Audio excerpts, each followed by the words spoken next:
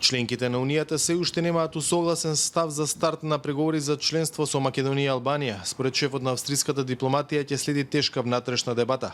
Александер Шаленберг уверува дека Виена е за и е оптимист дека ќе има позитивна одлука. My comparison is a little bit like the Tour de France. Мојата споредба е како онаа со Тур де Франс. Зборуваме за тоа кој ќе биде на стартот. Патот е долг, со многу етапи и потешкотии.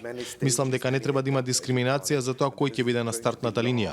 Веруваме дека двете земји, и Северна Македонија и Албанија, треба да добијат зелено светло и да почнат преговори за членство. Шаленберг не сака да предвидува дали има опција за разделување на двете земји.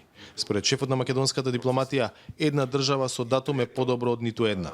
Најдобрата опција за нас е двете да одиме напред, меѓутоа не смееме да дозволиме една да биде жртва на другата.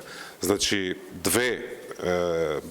два е подобро од една, меѓутоа една е подобро од нула, што е, се разбира, неуспех и за самата, и може да ја сруши и самата политика на проширување на Европската Унија. Представниците на Унијата во земјава веруваат дека државите членки сепак ќе постигнат консензус. Of course, this is in the hands of member states, so Оваа работа е во рацете на земјите членки, не би сакал да предвидувам, но позицијата на Европската комисија е многу јасна и тоа не е наведено само во извештајот што предлага старт на преговори, туку и во сите структури на ЕУ дека земјата треба да почне преговори за членство.